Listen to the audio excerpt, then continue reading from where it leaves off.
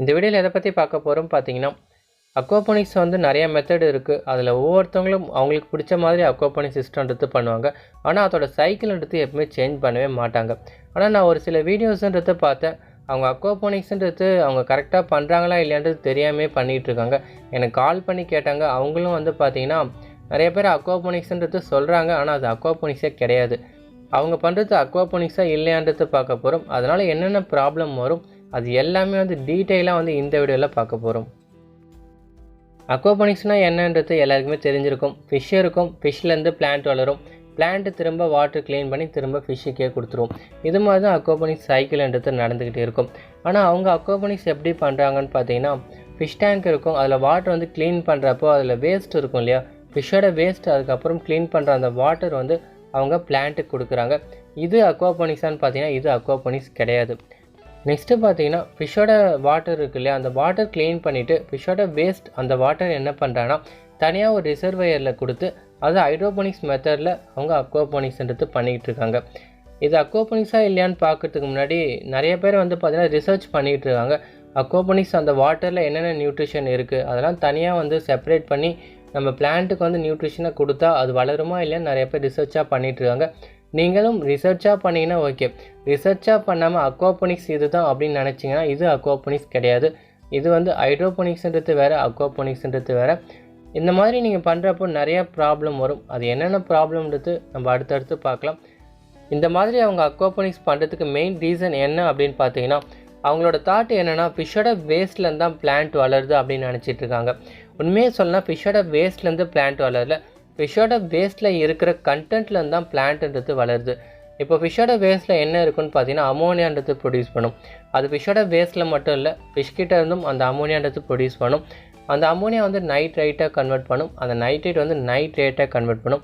இதுதான் வந்து nitrogen cycle. இந்த நைட்ரஜன் சைக்கிள் பற்றி ஏற்கனவே நான் ஒரு வீடியோன்றதும் போட்டிருக்கேன். அந்த வீடியோ வந்து லிங்க் டிஸ்கிரிப்ஷனில் கொடுத்துருக்கேன், அதுலேயும் போய் பாருங்கள். அதை பற்றி நான் டீட்டெயிலாக சொல்ல போகிறதில்ல.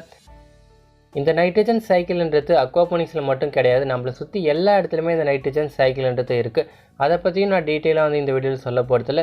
உங்களுக்கு நைட்ரஜன் சைக்கிள் பற்றி தெரியணும் அப்படின்னாக்கா கூகுளில் போய்ட்டு நைட்ரஜன் சைக்கிள் மட்டும் டைப் பண்ணி பாருங்கள். உங்களுக்கு நிறையா வந்து இன்ஃபர்மேஷன்றது கிடைக்கும். உங்களுக்கு படிக்க கஷ்டமாக இருந்ததுன்னா பக்கத்தில் வந்து இமேஜ் டேப் இருக்கும். அந்த இமேஜ் டேப்பை கிளிக் பண்ணி இமேஜஸாக பார்த்தாலும் உங்களுக்கு ஈஸியாக வந்து அண்டர்ஸ்டாண்டது ஆகும். ஏன்னா நைட்ரஜன் சைக்கிள்ன்றது நம்மளை சுற்றி எல்லா இடத்துலையுமே நடக்குது. நீங்கள் வந்து கார்டனிங் பண்ணியிருந்தாலும் சரி, அக்வாரியமாக இருந்தாலும், அக்வா கல்ச்சராக இருந்தாலும், அக்வாபானிக்ஸாக இருந்தாலும் எல்லாத்துலேயுமே இந்த நைட்ரஜன் சைக்கிள்ன்றது கண்டிப்பாக வந்து இருக்கும். நைட்ரஜன் சைக்கிள் பார்த்தீங்கன்னா அமோனியான்றது நைட்ரேட்டாக கன்வெர்ட் பண்ணும், நைட்ரேட் வந்து நைட்ரேட்டாக கன்வெர்ட் ஆகும். இதில் வந்து நம்ம ஃபஸ்ட்டு வந்து அமோனியா நைட்ரேட் மட்டும் எடுத்துக்கலாம். இந்த அமோனியா நைட்ரேட் பார்த்தீங்கன்னா ஃபிஷ்ஷுக்கு வந்துட்டு ஒரு டாக்ஸிக் சப்ஸ்டன்ஸ் தான், ஃபிஷ்ஷை வந்து அஃபெக்ட் பண்ண, ஃபிஷ்ஷுக்கு நல்லதே கிடையாது. அதே மாதிரி பிளான்ட்டுக்கு இந்த அமோனியா நைட்ரேட் வந்து தேவையே படாது, அதனால் பிளான்ட்டு வந்து எடுத்துக்காது. இந்த அமோனியா நைட்ரேட்டுன்றது நம்ம அக்வாரியம்லேயும் இருக்கும், அக்வா கல்ச்சர்லேயும் இருக்கும், அக்வாபானிக்ஸ்லேயும் இருக்கும். இந்த அமோனியா நைட்ரேட் வந்து எப்படி கண்ட்ரோல் பண்ணலாம் அப்படின்னு பார்த்தீங்கன்னா, அக்வாரியம் ஃபிஷ் டேங்க் வந்து வீட்டில் வச்சுருக்கீங்கன்னா அதில் வந்து வாட்டர்ன்றது கலர் சேஞ்ச் ஆகும். அது கொஞ்ச நாளைக்கு அப்புறம் வாட்டர்ன்றது எக்ஸ்சேஞ்ச் பண்ணுவீங்க இல்லையா, அந்த வாட்டர் சேஞ்ச் பண்ணுறப்போ உங்களுக்கு அந்த அமோனியா நைட்ரேட்ன்றது ரிமூவ் பண்ணிவிடுவீங்க. உங்களுக்கு புதுசாக வந்து வாட்டர்ன்றது நீங்கள் ஆட் பண்ணுறப்போ திரும்ப வந்து ஃபிஷ்ன்றது ஒரு ஹெல்த்தி என்விரான்மெண்ட்ன்றது கிடைக்கும். அதே மாதிரி அக்வா கல்ச்சரில் பார்த்தீங்கன்னா வாட்டர்ன்றது சேஞ்ச் பண்ணுவாங்க, இல்லை அவங்க வந்து ஃபில்ட்ரேஷன் ப்ராசஸ், அது வந்து அவங்க மெத்தட் பொறுத்து நிறைய டிஃப்ரெண்ட்டுன்றது இருக்குது. நெக்ஸ்ட்டு அக்வாபானிக்ஸ் வரப்போ பார்த்தீங்கன்னா ஒரு கன்வர்ஷன்றது பண்ணுவாங்க.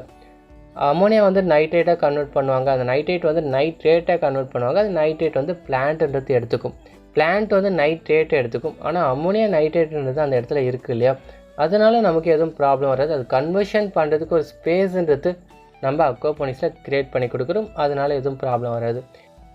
இப்போ அக்வாபானிக்ஸில் பார்த்தீங்கன்னா அமோனியா நைட்ரேட் வந்து நைட்ரேட்டாக கன்வெர்ட் ஆகிடுச்சு, பிளான்ட் வந்து அந்த நைட்ரேட் எடுத்துக்கும். அதுவே அக்வாரியம் அக்வா கல்ச்சர்லாம் பார்த்தீங்கன்னா அந்த வாட்டரில் வந்து அமோனியா நைட்ரேட் மட்டும்தான் இருக்குது அப்படின்னா அதை நீங்கள் எப்படி டிஸ்போசல் பண்ணுவீங்க?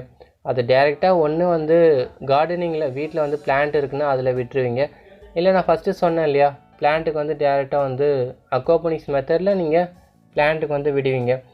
நெக்ஸ்ட்டு வந்து இப்போது அக்வா கல்ச்சர்லாம் பார்த்தீங்கன்னா அதிகமாக வந்து ஒரு விவசாய நிலத்தில் தான் வந்து பண்ணுவீங்க. பக்கத்தில் கண்டிப்பாக விவசாய இடம்லாம் இருக்கும். சரி தண்ணி தானே அப்படின்னு நீங்கள் அந்த தண்ணியை வந்து டேரெக்டாக வந்து பிளான்ட்டுக்கு விடுறீங்கன்னா அந்த பிளான்ட்டு சாகிறதுக்கும் நிறைய சான்சஸ்ன்றது இருக்குது. அந்த கரெக்டாக அந்த வாட்டரில் என்ன இருக்குதுன்னு தெரியாமல் அந்த பிளான்ட்டில் வந்து விடாதீங்க. அக்வாரியமாக இருந்தாலும் அக்வாகல்ச்சராக இருந்தாலும் அக்வாபோனிக்ஸாக இருந்தாலும் அந்த வாட்டரில் அமோனியம் நைட்ரேட் கண்டிப்பாக வந்து இருக்கும். அது பிளான்ட்டை வந்து சாகடிக்கிறதுக்கும் நிறைய சான்சஸ்ன்றது இருக்குது. அதனால் அந்த வாட்டர் பார்த்திங்கன்னா கரெக்டாக வந்து டிஸ்போசல் எடுத்து பண்ணுங்கள். நெக்ஸ்ட்டு பார்த்திங்கன்னா அந்த அமோனியம் நைட்ரேட் வந்து நைட்ரேட்டை கன்வெர்ட் ஆகுது. ஸோ இந்த நைட்ரேட்னால ஏதாவது ப்ராப்ளம் இருக்கா அப்படின்னு பார்த்தீங்கன்னா, இந்த நைட்ரேட் பார்த்திங்கன்னா பிளான்ட்டுக்கு நியூட்ரிஷனாக தேவைப்படும். ஆனால் பிளான்ட் எந்த அளவுக்கு எடுத்துக்கும். இப்போ அக்வாபோனிக்ஸே எடுத்துக்கிட்டோன்னா ஒரு ஃபிஷ்ஷுன்றது கொஞ்சம் வளர்க்குறோம், பிளான்ட்டு கொஞ்சம் வளர்க்குறோம். ஆனால் அதில் வந்து நைட்ரேட்ன்றது அதிகமாக ப்ரொடியூஸ் பண்ணுது. இப்போ நைட்ரேட் வந்து அதிகமாக ப்ரொடியூஸ் பண்ணுறப்ப பிளான்ட்டுக்கு ஓரளவுக்கு தான் தேவைப்படும். அதிகமாக பிளான்ட்டுக்கும் அந்த நைட்ரேட் தேவைப்படாது. அப்போ எக்ஸஸாக இருக்க நைட்ரேட் பார்த்திங்கன்னா திரும்ப வந்து ஃபிஷ் டேங்க்கே போயிடும். அப்படி நைட்ரேட் வந்து ஃபிஷ் டேங்க்குக்கே போகிறப்ப பார்த்திங்கன்னா ஃபிஷ்ஷுக்கும் பார்த்திங்கன்னா நைட்ரேட்ன்றது தேவைப்படாது. அப்போ நம்ம ஃபிஷ்ஷுக்கும் வந்து பார்த்திங்கன்னா அதை அஃபெக்ட் பண்ணுறதுக்கு நிறைய சான்சஸ்ன்றது இருக்குது. அப்போ நம்ம அந்த நைட்ரேட்ன்றது எப்படி கண்ட்ரோல் பண்ணலாம் அப்படின்னு பார்த்திங்கன்னா, அது சேம் வந்து அக்வாரியமாக இருந்ததுனாக்கா வாட்டர்ன்றது சேஞ்ச் பண்ணிடும். அதனால் எதுவும் ப்ராப்ளம் வராது. இல்லைனா ஒரு ஃபில்ட்ரேஷன்றது பண்ணுவோம். இப்போ அக்வாகல்ச்சர் வரப்போ பார்த்திங்கன்னா சேம் அக்வாகல்ச்சரில் பார்த்திங்கன்னா ஃபில்ட்ரேஷன்றது பண்ணுவாங்க.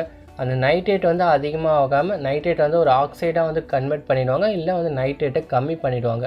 ஏன்னா அந்த நைட்ரேட்டும் நமக்கு அந்த இடத்துல தேவைப்படாது.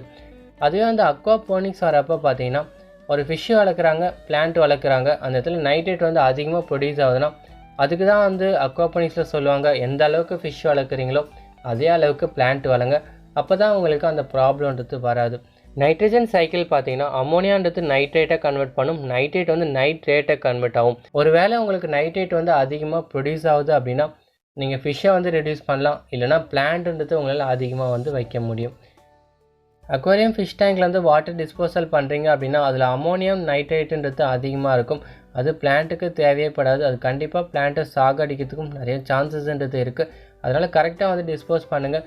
முக்கியமாக அக்வாரியம் அக்வாகல்ச்சர்லாம் பார்த்தீங்கன்னா அதிகமாக வாட்டர்ன்றது இருக்கும். அதில் கண்டிப்பாக நீங்கள் அமோனியா நைட்ரேட் எல்லாமே வந்து செக் பண்ணுவீங்க. அது அதிகமாக இருந்ததுன்னா டேரெக்டாக பிளான்ட்டுக்கு விடாதீங்க. அதை கரெக்டாக வந்து டிஸ்போஸ்ன்றது பண்ணுங்கள். அப்போ தான் உங்களுக்கு எதுவும் சரௌண்டிங் என்விரான்மெண்ட்டுன்றது உங்களுக்கு நல்லாயிருக்கும். ஈஸியாக வந்து உங்களால் ஃபிஷ்ன்றதும் வளர்க்க முடியும். அக்வாபோனிக்ஸ் பண்ணுறப்ப பார்த்தீங்கன்னா இது ஒரு நேச்சர் எக்கோ சிஸ்டம். நம்ம பிளான்ட்ன்றதும் ஈஸியாக வளர்க்கலாம், ஃபிஷ்ன்றதும் வளர்க்கலாம். ஆனால் ஏதாவது ஒன்று தப்பானாலும் சரி நமக்கு சிஸ்டம்ன்றது சரியாக ஒர்க் ஆகாது. அதுக்கு மெயின் ரீசன் பார்த்தீங்கன்னா இந்த நைட்ரஜன் சைக்கிள். இந்த நைட்ரஜன் சைக்கிளில் பார்த்தீங்கன்னா அமோனியாவாக இருந்தாலும் சரி, நைட்ரேட்டாக இருந்தாலும் சரி, ட்ரேட்டாக இருந்தாலும் சரி, எல்லாமே வந்து நம்ம கரெக்டாக கண்ட்ரோலாக பார்த்துக்கலாம் அப்படின்னா கண்டிப்பாக வந்து நம்ம ஃபிஷ்ன்றது அஃபெக்ட் பண்ணும், பிளான்ட்ன்றது அஃபெக்ட் பண்ணும். அது அக்வாபோனிக்ஸாக இருந்தாலும் அக்வாரியம் இருந்தாலும் அக்வாகல்ச்சராக இருந்தாலும் எல்லாருக்குமே வந்து இந்த நைட்ரஜன் சைக்கிள்ன்றது ரொம்பவே முக்கியம். இப்போ உங்களுக்கு ஒரு ஐடியான்றது கிடச்சிருக்கும். அக்வாபோனிக்ஸில் ஃபிஷ்ஷோட வேஸ்ட்லேருந்து பிளான்ட்ன்றது வளரல, அந்த வேஸ்ட்டில் இருக்கிற அமோனியா தான் பிளான்ட்ன்றது நமக்கு நியூட்ரிஷனாக கிடைக்கிது. அக்வாபோனிக்ஸில் இன்னொன்று வந்து பார்த்திங்கன்னா ஃபிஷ்ஷோட வேஸ்ட்டே சம்டைம்ஸ் வந்து பிளான்ட்டுக்கு நியூட்ரிஷனாக கிடைக்கும். அதனால தான் இது ஒரு நேச்சர் எக்கோசிஸ்டம்ன்றது சொல்கிறாங்க. அதனால தான் அக்வாபோனிக்ஸ்ன்றது நிறைய பேர் பண்ணுறதுக்கான ஒரு மெயின் ரீசனும். நம்ம வந்து ஒரு நேச்சராக எக்கோசிஸ்டம்ன்றது பெருசாக இருக்குது, அதுதான் நம்ம சின்னதாக வந்து நம்ம கண்ட்ரோலாக வந்து பண்ணுறோம். அதை கரெக்டாக வந்து நீங்கள் பண்ணலன்னா அக்வாபோனிக்ஸ்ன்றது பண்ண முடியாது. அதுக்கான டைம் அதுக்கான ஸ்பேஸ்ன்றது நீங்கள் கொடுத்தா மட்டும்தான் கண்டிப்பாக வந்து அக்வாபோனிக்ஸ்ன்றது உங்களுக்கு அந்த ரிசல்ட்ன்றது கிடைக்கும்.